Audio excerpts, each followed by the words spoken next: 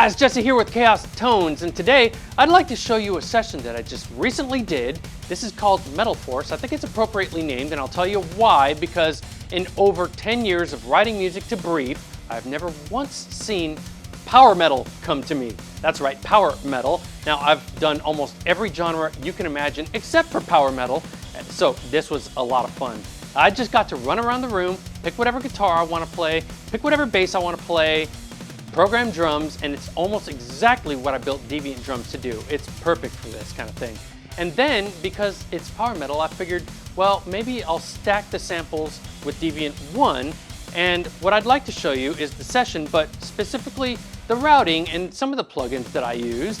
And then at the end of the video, I'll show you the piece of music. I'll get the copyright strike that is eventually coming to me, and it'll all be worth it, right? So let's dive in, and I'm just gonna shut up and let's get into it. All right, let's go. This is my entire session right here. In fact, I can decollapse the entire session if decollapse is a word. And we have rhythm guitars, we have lead guitars here spaced out. There's a Kemper bass and a DI. And these are all Kemper as well. Anyway, so this is boring stuff. That's not what we're here to talk about. But I thought I'd show that to you anyway. Okay, so let's open up Deviant Drums and see what's going on in here. This is where all the fun really is. Get rid of that for a second. I'm gonna slap some headphones on, all right? Okay, so first of all, I'm going to skip these for a second. All of these. We're going to go right for the reverb channel, because reverb channel, as you can see, is actually what Deviant Drums is called in this instance. The reverb channel goes out of the very first stereo channel. It's a contact thing. So I just called it reverb channel because that's what would be coming through, but I've muted that, so no reverbs. If we open the drum mixer and we take a look, we've got sequential routing. I've opted to keep the overheads and rooms internally routed.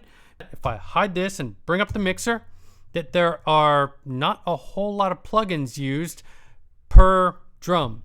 And that's because, well, the mixing is done almost entirely inside of Deviant Drums. If we go over to cymbal mixer, all right, it's the same thing where we have sequential outputs going on. You know, we got kick, we got snare, we got toms.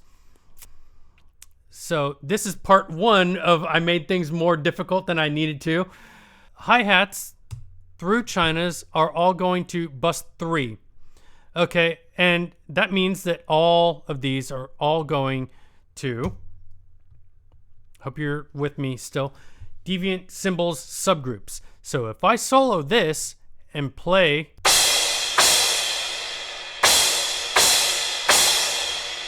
so I've got cymbals set up on just one subgroup. I could have just said, okay, send all these out to bus 3 and made it easier. But I didn't. I did it this way instead because sometimes I like to do things the hard way. Let's come down here and take a look at, after China's, we've got Deviant ONE, and these are the output routes.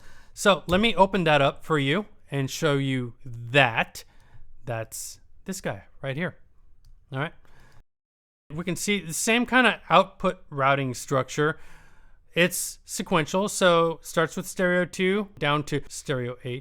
And then on page 2, I've opted to do things a little bit differently. So what I've done instead is I've decided, okay, let me get into Finder and say, oh, I want the DW kick right here, let's call it. And I know the kick is always going to be C1. I can just say, hey, look. We're now hearing, because I MIDI learned this kick over here that I dragged in onto the same key as the kick over here. All right, so I'm gonna get rid of this because I don't actually want that. It sounds cool, but I don't want that right now. So I hope that makes sense.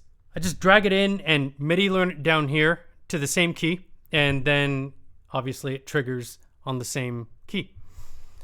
I have gone through and changed the trigger points so that only the loudest hits come through, but everything's loud hit anyway. Everything's just 127, pretty much. I'll show you the piano roll here. Let's take a look at that, and you'll see, yeah, I mean, pretty much, except for cymbals that has a little bit of swag going on. But for the drums, it's all just cranked. And you know, that's one of those things where it can be nice to have the trigger turned down just a little bit in case you want the ghost notes to come through. But in this case, didn't actually get used. All right, so I have, if we go down one more, Extra One. And I did this simply because, I'll show you what it is, very simple. Here is Extra One. It's just one snare drum. And I did this, because I wanted this particular sound and I knew that this was the fastest way to get it. I could have loaded it in over here, but I just, I chose to just call up another one.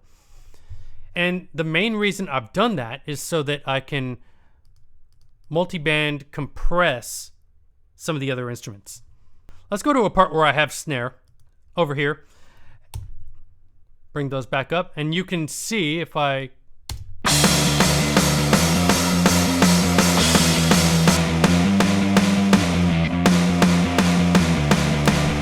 just to get the low mids of the snare drum to cut through just a little bit more. It's really a negligible difference, but I wanted it, and so I did it. And you guys should do that too. If you want it, then do it. That's rule number one. All right, so long as it doesn't cause a murder. Okay, that's rule number two. All right, now let me get rid of this because this is nonsense. So now we can come back up here and I can show you all toms. This, if I were to hide these guys again, bring up the mixer, all toms are going to bus 4. Here's all toms. And so are all the Deviant ONE toms, all going to bus 4. Okay, and so if I were to just solo this, let's see, toms are right here. So, so I have full control over the volume and processing of the toms right here. It looks like I've multiband compressed those, just the low end, just to get them to sit a little bit differently. Let me just get this out of the way here for a second. And then for some reason, I've decided I've got a tom VCA over here that I'm going to use to control the volume. I don't exactly know why I did it that way. It probably made sense while I was doing it, but it also probably didn't make sense. If we were to look at it, we can see that I used this for volume and I did not use the tom subgroup for volume. Okay, moving on, I've also got a kick VCA. So the kick drum VCA will change the volume of the one kicks and the Deviant Drums kicks.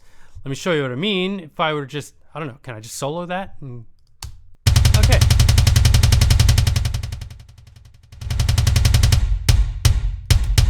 I hope I put that back in the right spot. I don't know if I did. All right. And we've got snare drum right here, and it's the same kind of situation. It's just so I can solo, mute, and change the volume of all the snare drums. And that's more important the more snare drums you have in a session. And in this case, I have the Extra One, the Deviant ONE, which has like 4 or 5 different snare drums, but they all get routed into one place. And then the Deviant Drums snare drum as well. So realistically, this fader is controlling the volume of 3 different snare drum outputs, which is actually more like 7 different snare drums. It's just something to get a little bit of a different tonality. If everything is always just the preset in the drum instrument, that's fine, but to me, it's more interesting if you...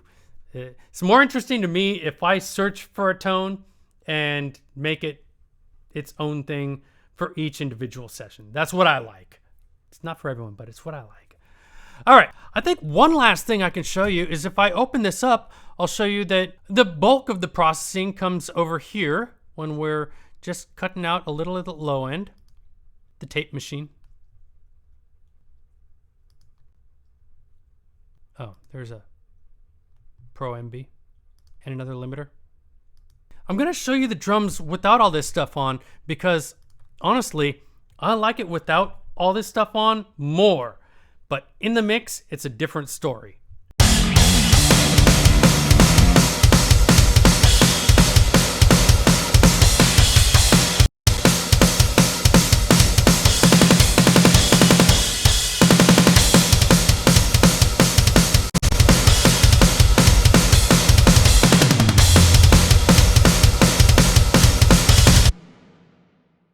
All right, so without all the plugins, I actually like it more. It's more crisp, more bright. I like that. With the plugins, it sounds like I've stuffed cotton into my ears with all the plugins on. And I don't really care for that, but in the mix, it's for the greater good.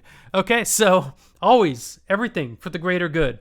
I've talked enough. I'm going to play this for you and we can just hang out and listen to this together. Let me know if you like this format, if you want to see more of this kind of stuff. If you want to see less of it, let me know also. Give me a thumbs up. Do the YouTube stuff that everybody tells you to do, right? Do that as we listen to this, actually. Save some time.